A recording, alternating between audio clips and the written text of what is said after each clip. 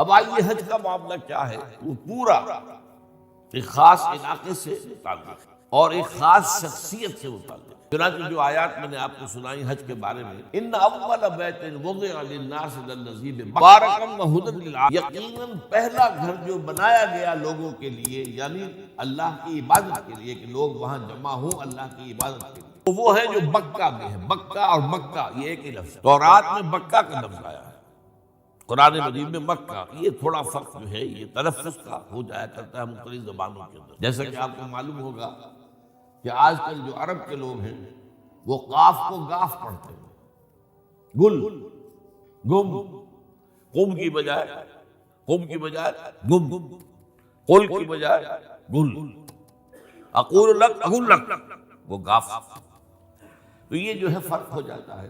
تو بکہ، وادی بکہ، یہ ہے در حقیقت مکہ مکرمہ۔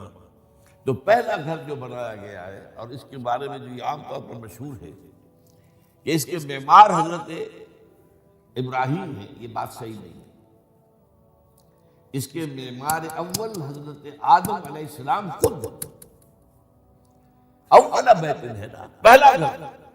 تو کیا یہ ممکن ہے کہ آدم سے لے کر ابراہیم تک کوئی گھر اللہ کی عبادت کے لیے بنا ہی نہ؟ تو ناممکنات میں سے اولا بیت میں خود دلیل موجود ہے۔ حضرت آدم علیہ السلام نے اس کی تعمیر کی۔ البتہ اس کے بعد بعض سیلابوں کی وجہ سے یہ عمارت گر گئی، اور کچھ جو وہاں پر آبادی بنی تھی وہ بھی ختم ہو گئی۔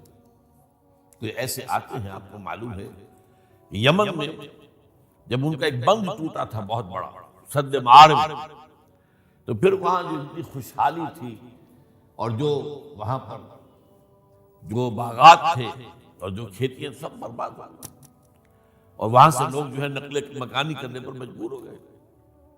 یہی یمن کے قبائل تھے جو جا کر شام اور عراق میں آباد ہوئے۔ یہی یمن کے دو قبیلے تھے جو مدینے میں آ کر آباد ہوئے، اوس اور خزرج، یہ یمن کے قبیلے تھے۔ تو اس بند کے ٹوٹنے کے بعد اگر خدا نہ خواستہ اگر ہمارا تربیلا ڈیم ٹوٹ جائے کیا ہوگا؟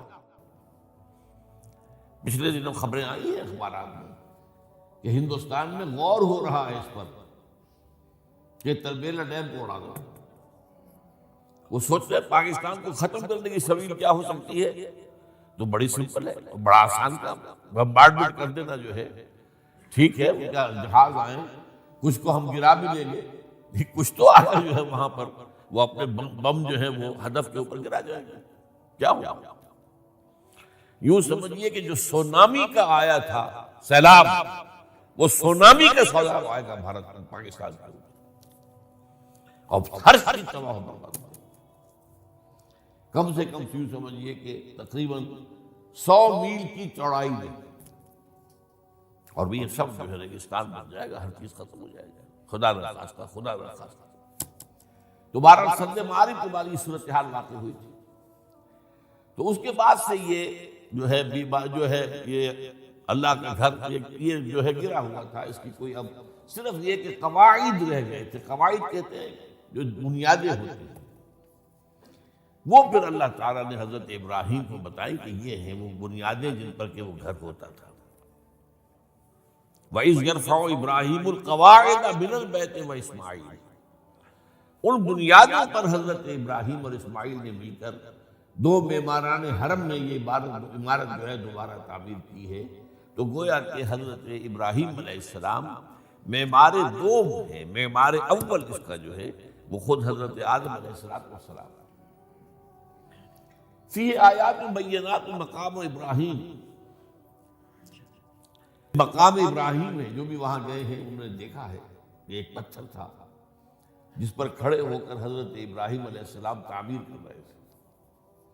اب آج تو آپ کو معلوم اسکیفولڈنگ لگ جاتی ہے، بانس لگ گئے، یا آج کل تو جو ہے پائپ جو ہے لوہے کے اس سے لگا کر، تو جیسے جیسے عمارت اٹھتی جا رہی ہے اسی طریقے سے اس کے ساتھ جو ہے وہ چل رہے ہیں، اور ان کے اوپر کھڑے ہو کر تعمیر ہو رہی ہے۔ تو اس وقت کچھ نہیں تھا، تو ایک پتھر ایسا تھا کہ جو خود بخود اٹھتا تھا اللہ تعالیٰ کے اٹھانے سے، یا یوں کہیے کہ ملائکہ کے اٹھانے سے، اور اسی پر حضرت ابراہیم کھڑے ہو کر وہ پتھروں کے اوپر پتھر رکھتے جا رہے تھے، اور اس کی وجہ سے اس پتھر کے اوپر کتنی دیر کھڑے رہنا ہوا ہوگا حضرت ابراہیم علیہ السلام کا کہ اس پر ان کے پاؤں کے نشان بن گئے۔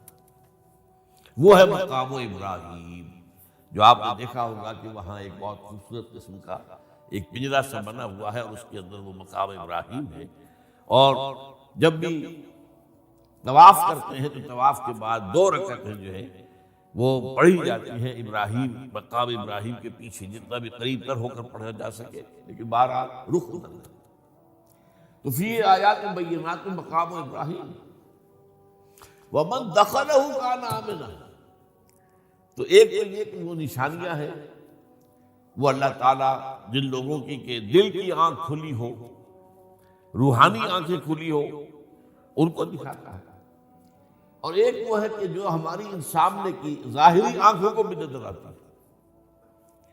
یہ نوٹ کر لیجئے کہ یہ مقام امن کا گہوارہ رہا۔ عرب میں لوٹ مار، قتل، غارت، قتل کے بدلے میں قتل، پھر قتل کے جواب میں قتل چلتا تھا، لیکن اس وقت بدترین دور میں بھی عربوں کا معاملہ یہ تھا کہ کوئی شخص فرض کیجئے کہ وہ کئی مہینے سے اپنے باپ کے قاتل کو ڈھونڈ رہا ہے تاکہ قصاص لے سکے، بدلہ لے سکے، اسے قتل کر سکے، اسے کہیں نظر نہیں آ رہا، اچانک حرم میں نظر آ جاتا ہے، وہاں وہ نقصان نہیں پہنچائے گا اسے۔ یہ امن ہے، اللہ تعالیٰ نے اسے امن کی جگہ بنایا ہے، بلد الامین کہا گیا ہے، امن والا شہر۔ تو یہ جو ہے، یہ تو آج تک بھی اس کی جو برکت ہے وہ نظر آتی ہے۔ وَمَن دَخَلَهُ كَانَ آمِنًا وَلِلَّهِ عَلَى النَّاسِ حِجُّ الْبَيْتِ مَنِ اسْتَطَاعَ إِلَيْهِ سَبِيلًا۔ اور اللہ کا حق ہے اپنے بندوں پر کہ وہ حج کریں اس کے اس گھر کا، جو کوئی بھی استطاعت رکھتا ہو سفر پر۔ اگر زیادہ راہ ہے، خرچہ ہے، جانے آنے کے اخراجات مہیا ہیں، اور یہ کہ آپ پیچھے جن کو چھوڑ کر جا رہے ہیں ان کے لیے بھی اتنے وقت کا جو ہے وہ انتظام ہے کھانے پینے کا، گزارے کا، نان نفقے کا، تو آپ پر حج فرض ہو گئے۔ اب اگر اس فرضیت کے بعد کوئی شخص تاخیر کرتا ہے تو وہ بڑے گناہ کے اندر مبتلا ہے۔ جیسے ہی فرضیت ہو جائے، پہلا کام جو ہے، پہلا قرض جو ہے، یوں سمجھیے یہ اللہ کا قرض ہے بندوں پر۔ یہ لام جو آتا ہے، لام اور علا، لام کسی کے حق کے لیے، علا کسی کے اوپر حق ہونا۔ وَلِلَّهِ عَلَى النَّاسِ حِجُّ الْبَيْتِ مَنِ اسْتَطَاعَ إِلَيْهِ سَبِيلًا۔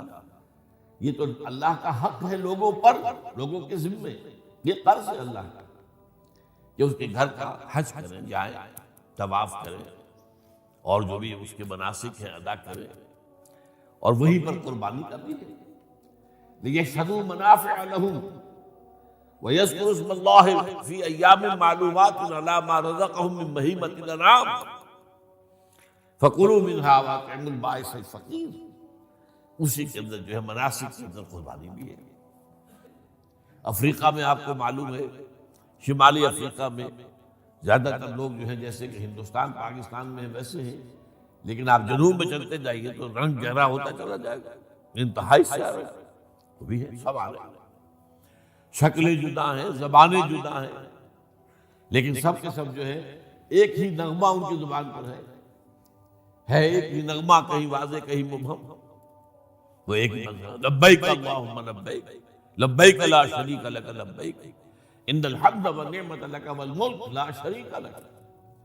اب یہ ترانہ ہے، توحید کا ترانہ ہے، اور گونج رہی ہے اس وقت، آپ اندازہ نہیں کر سکتے کہ وہ پوری سرزمین گونج رہی ہوگی اس ترانے کے ساتھ، کیونکہ تھوڑی تھوڑی دیر کے بعد نئے قافلے داخل ہو رہے ہیں۔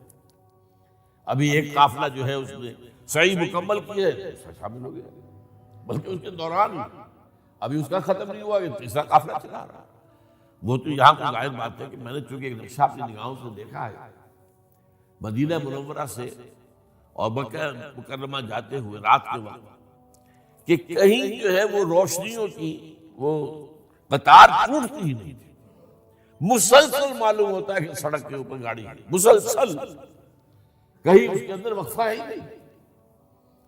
اتنے بڑے پیمانے پر، اتنے بڑے پیمانے پر، اتنے بڑے پیمانے پر لوگ جمع ہو رہے ہیں۔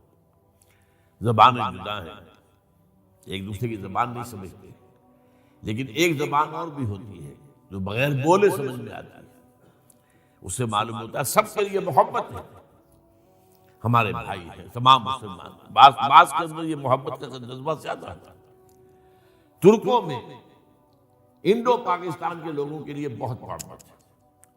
اب وہ بات تو نہیں کر سکتے، سمجھا نہیں سکتے، لیکن ان کی آنکھوں سے، ان کے انداز سے وہ محبت ٹپکی پڑتی۔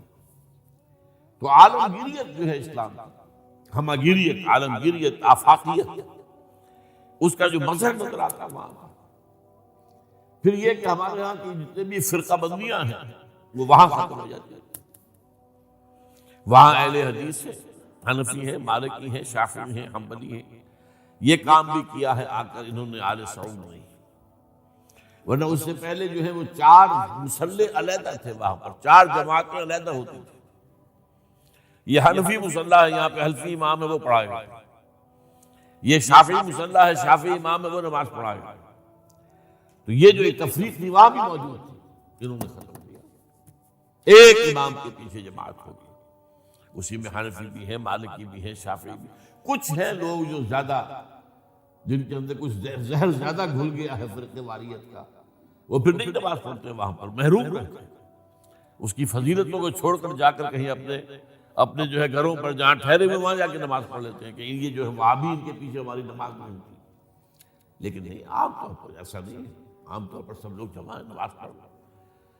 اور ایک سب سے بڑا مشاہدہ جو ہوتا ہے، جو مجھے سب سے پہلے ہوا تھا پہلے حج میں، یہ 1962 کی بات ہے، تو میں نے محسوس کیا یہ نماز کے اندر اختلافات جو ہیں اسلام مسلمانوں میں صرف اتنے ہیں کہ جس سے جماعت نہیں ٹوٹتی۔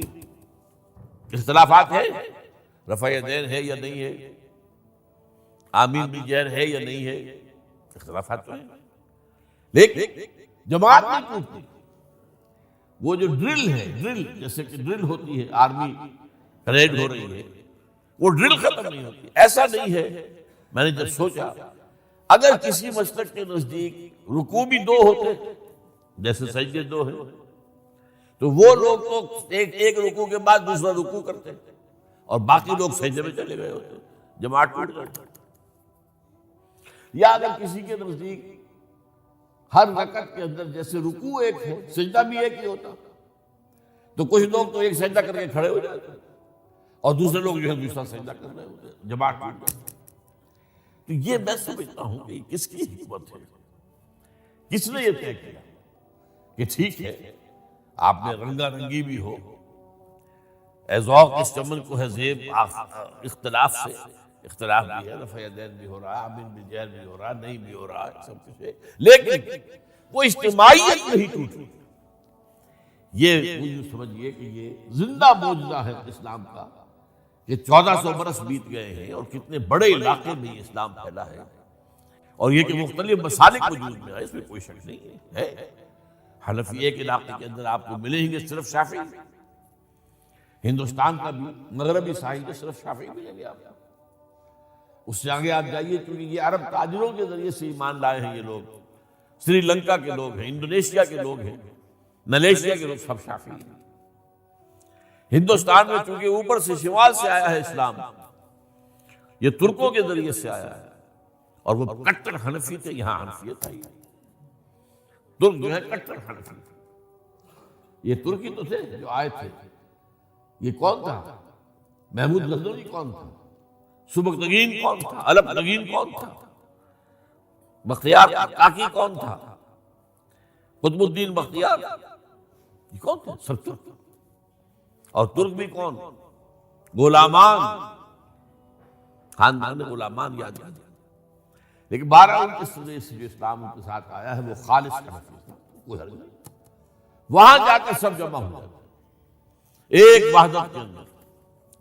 تو یہ چیز مشاہدات وہاں کے ہوتے ہیں جو ہماری ظاہری آنکھوں کو بھی نظر آ جاتے ہیں، جس کا کہ قلب کے اوپر بڑا گہرا اثر پڑتا ہے۔ اب میں ایک موضوع لے رہا ہوں یہ جو قربانی کا مسئلہ ہے اس کے بارے میں ایک زمانے میں تو بہت منکرین حدیث کی طرف سے اس کے خلاف بڑی جو ہے ایک مہم چلی تھی کہ ختم کیا جائے اس کو، یہ خواب کا جو ہے خرچ ہوتا ہے بہت بڑا اور ضائع ہوتا ہے گوشت، اتنے بڑے پیمانے پر گوشت ہوتا ہے کھایا نہیں جاتا۔ اچھا ایک زمانے میں فریج بھی نہیں تھے، یہ بھی نہیں کہ آپ محفوظ کر دیں، گوشت ضائع بھی ہو سکتا تھا، اور بھی چیزیں جو ہے وہ گوشت کی وہ صحیح طور سے استعمال نہیں ہوتی تھی۔ تو اس کے اوپر بڑا پروپیگنڈا منکرین حدیث کا رہا کہ یہ جو ہے قربانی صرف حج کے موقع پر ہے۔ میں اس کی نفی کے لیے آج آپ کو بتا رہا ہوں کہ سورہ حج کے اندر جو 2 رکوع ہیں، ایک چوتھا ایک پانچواں، چوتھے رکوع میں بھی قربانی کا ذکر ہے، پانچویں میں بھی قربانی کا ذکر ہے۔ یہ ایک دم جو ہے ایک جگہ پر جو 2 طرح کی قربانیوں کا ذکر ہو رہا ہے، یہ کیوں ہو رہا ہے؟ چوتھے رکوع میں وہ مناسک حج کے ساتھ اس کا ذکر ہے، وہاں جو فرمایا گیا لِيَشْهَدُوا مَنَافِعَ لَهُمْ وَيَذْكُرُوا اسْمَ اللَّهِ عَلَى مَا رَزَقَهُم مِّن بَهِيمَةِ الْأَنْعَامِ فِي أَيَّامٍ مَّعْلُومَاتٍ عَلَى مَا رَزَقَهُم مِّن بَهِيمَةِ الْأَنْعَامِ فَكُلُوا مِنْهَا وَأَطْعِمُوا الْبَائِسَ الْفَقِيرَ۔ وہاں پہ قربانیاں دو، پھر اللہ کا نام لو، ان جانوروں پر جو اللہ نے تمہیں عطا کیے ہیں ان جو معین دنوں کے اندر دو، فی ایام معلومات، اور پھر اس میں سے خود بھی کھا، اور جو ہے جو جیسے صدقہ کا گوشت ہوتا ہے وہ نہیں ہے، وہ قربانی کا گوشت ہے، اس میں سے آپ خود بھی کھائیں اور غرباء کو کھلائیں، غریبوں کو دیں، مساکین کو دیں۔ تو پورا حکم آ چکا چوتھے رکوع کے اندر۔ پانچواں رکوع پورا کا پورا جو ہے وہ عید الاضحیٰ پر ہے میرے نزدیک۔ یہی حکمت صوم کے بارے میں ہے کہ وہاں جب ایک حکم تکرار کر کے آیا کہ پہلے فرما دیا گیا فَمَنْ كَانَ مِنْكُمْ مَرِيضًا أَوْ عَلَىٰ سَفَرٍ فَعِدَّةٌ مِّنْ أَيَّامٍ أُخَرَ، اگر بیمار ہو کوئی اور یہ یہاں کے سفر پر ہو تو وہ تعداد دوسرے دنوں میں پوری کرے۔ پھر کیا وجہ دوبارہ آ رہا ہے؟ شہر رمضان الذی انزل فیہ القرآن ھدی للناس وبینات من الھدی والفرقان فمن شہد منکم الشہر فلیصمہ ومن کان مریضا او علی سفر فعدۃ من ایام اخر۔ کیوں؟ یہ تو ادبی اعتبار سے یہ کلام کا عیب شمار ہوتا ہے، تکرار بلا کسی سبب کے، نہیں سبب کے بغیر نہیں۔ وہاں کیا تھا؟ وہاں ان 2 رعایتوں کے ساتھ تیسری بھی شامل تھی کہ اگر صحیح ہو اور مقیم ہو پھر بھی روزہ نہ رکھو تو ایک مسکین کو کھانا کھلا دو۔ یہ رعایت ختم ہوئی ہے رمضان کے روزے کے ساتھ، اب رکھنا پڑے گا روزہ، اور اگر بیمار ہو یا سفر پر ہو تو ٹھیک ہے دوسرے دنوں میں پورا کرو، پورا کرنا لازم ہے۔ تو یہ چیز جو ہے یہ در حقیقت کسی وجہ سے ہوتی ہے۔ بالکل یہی بات ہے سورہ حج کے چوتھے رکوع کے اندر وہ جو قربانی ہے حج کے ساتھ اس کا ذکر آ چکا۔ اب سنیے یہ جو آ رہا ہے، فرمایا وَلِكُلِّ أُمَّةٍ جَعَلْنَا مَنْسَكًا، ہر امت پر ہم نے ایک جو ہے قربانی کا معاملہ نازل وہ جو ہے فرض کیا ہے۔ میں نے چونکہ آج شروع میں کہا تھا کہ صوم اور حج میں کچھ مشابہت نہیں ہے۔ دیکھیے صوم کا حکم بھی آیا تھا تو کس طور سے آیا تھا؟ یا ایھا الذین آمنوا کتب علیکم الصیام کما کتب علی الذین من قبلکم لعلکم تتقون، اہل ایمان تم پر روزہ رکھنا فرض کیا گیا جیسے کہ فرض کیا گیا تھا ان پر جو تم سے پہلے تھے۔ یہاں پر اسی حوالے سے بات ہو رہی ہے کہ مسلمانوں یہ قربانی صرف تم پر فرض نہیں کی جا رہی، یہ تو ہر امت پر، ہر نبی ہر رسول کی امت پر۔ وَلِكُلِّ أُمَّةٍ جَعَلْنَا مَنْسَكًا لِيَذْكُرُوا اسْمَ اللَّهِ عَلَيْهَا، تاکہ وہ نام لیں اللہ کا، عَلَىٰ مَا رَزَقَهُم مِّن بَهِیمَةِ الْأَنْعَامِ، جو کچھ اللہ تعالیٰ نے انہیں رزق دیا ہے۔ یہ چوپائے جو ہیں حیوانات قسم کے، ان پر اللہ کا نام لے کر چھری پھیری جائے، اللہ کے نام سے ان کو ذبح کیا جائے۔ فَإِلَٰهُكُمْ إِلَٰهٌ وَاحِدٌ فَلَهُ أَسْلِمُوا۔ تو یہ جان لو کہ اس قربانی کی اصل روح کیا ہے؟ وہ یہ ہے کہ اللہ تمہارا ایک الہ ہے، اسی کے سامنے تمہیں